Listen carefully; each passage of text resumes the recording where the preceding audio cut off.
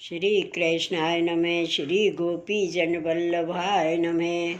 श्री महाप्रभु वल्लभाचार्य जी की 84 बैठक चरित्र 40 विष्णु कांची कांचीपुरम तमिलनाडु। श्री आचार्य जी महाप्रभु की बैठक सुरभि नदी पर छोंकर के नीचे है। वहाँ आप विराजे। उस समय आपने दामोदर दास को आज्ञा की कि 7 पुरी हैं, उसमें 3.5 तो शिव जी की हैं और 3.5 विष्णु की हैं। अब विष्णु पुरी कहते हैं। Number 1 Mathurapuri, number 2 Ayodhyapuri, number 3 Dwarkapuri और आदि विष्णु कांची। उसमें विष्णु कांची के स्वामी वरदराज स्वामी हैं। वहाँ वरदराज स्वामी के अलौकिक दर्शन हैं।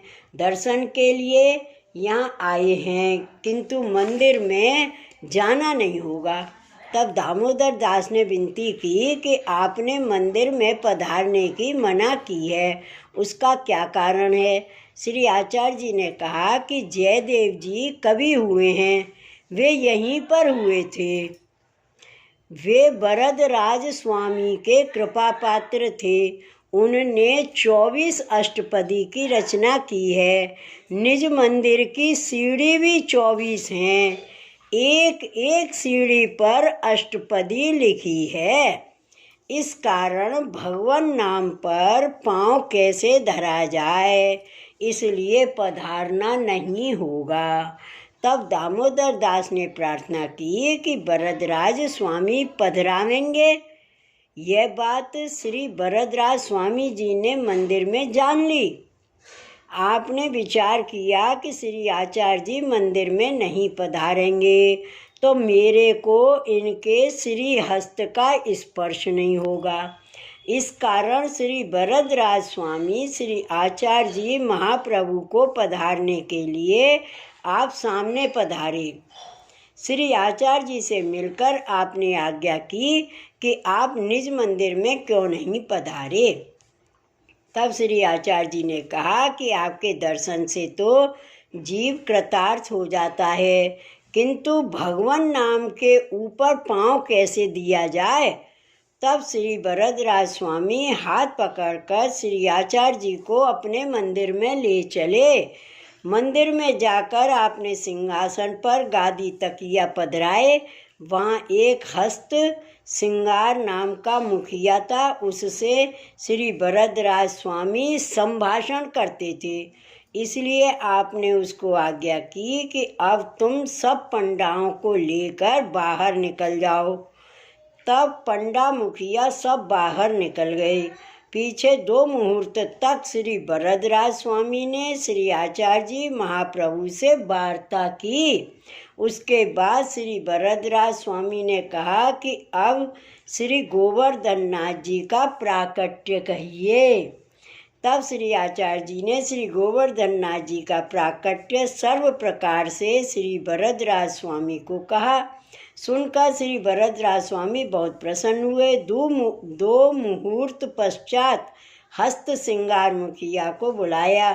श्री आचार्य जी महाप्रभु ने उसको 7 मुद्रा भेंट दी और कहा कि इसकी सामग्री लेकर श्री वरदराज स्वामी को अंगीकार करवाओ। तब मुखिया ने पूछा कि महाराज क्या सामग्री अंगीकार करवावें। श्री आचार्य जी ने कहा कि जो वरदराज जी की इच्छा हो वह करो। तब श्री वरदराज जी की आज्ञा हुई कि ढोकला की सामग्री सिद्ध करो। सामग्री सिद्ध करके धरी। भोग धरने के बाद समय होने पर हस्त सिंगार मुखिया भोग सराने गया। तब श्री वरदराज स्वामी ने आज्ञा की तुम भोग मत सराओ। श्री आचार्य जी आप भोग सराने गए। तब श्री वरदराज स्वामी ने आज्ञा की कि आप यहाँ प्रसाद लो। तब श्री आचार्य जी और श्री वरदराज स्वामी दोनों ने साथ मिलकर भोजन किया। उस समय महाअलौकिक सुख हुआ। उस समय में श्री वरदराज स्वामी का मुखिया बड़ा ही कृपा पात्र था, वहाँ खड़ा था। उसने यह सुख देखा। हस्त श्रृंगार मुखिया यह सुख देखकर मूर्छित हो गया। तब श्री आचार्य जी और श्री वरदराज स्वामी भोजन कर चुके, पीछे जलपान कर बीड़ा आरोगा। इसके पश्चात आपने हस्त श्रृंगार मुखिया को सावधान किया। मुखिया ने विनती की कि महाराज मैं बड़े सुख में था, श्री यमुना जी तथा श्री गिरिराज के दर्शन कर रहा था, उस सुख में से मेरे को क्यों निकाला। तब श्री आचार्य जी ने कहा कि जितना अधिकार होता है उतने समय तक सुख की प्राप्ति होती है। कितने ही दिनों तक तुम श्री वरदराज स्वामी की सेवा करो, इसके पश्चात इनकी आज्ञा हो वैसे करना, तब तुमको यह सुख प्राप्त होगा, ब्रज लीला का दर्शन होगा। पीछे कालांतर पश्चात उसको ब्रज लीला का संबंध हुआ। जैसे पुंडरीक ब्राह्मण को इसी देह से ब्रज लीला का दर्शन कराया, उसको श्री विट्ठलनाथ जी की आज्ञा से उसका अधिकार विशेष था, इसका अधिकार नहीं था। इस कारण जन्मांतर करके इसका ब्रज लीला का संबंध हुआ, यह ब्रज लीला में प्राप्त हुआ। तब श्री आचार्य जी महाप्रभु श्री वरदराज स्वामी की आज्ञा से अपनी बैठक में पधारे। वहाँ पर आपने 7 दिन तक श्री भागवत सप्ताह पारायण किया। यह चरित्र श्री आचार्य जी महाप्रभु ने विष्णु कांची की बैठक में प्रकट किया। श्री वल्लभाधीश की जय, श्री गोवर्धन नाथ की जय। जय जय श्री गोकुलेश, जय जय श्री गोकुलेश।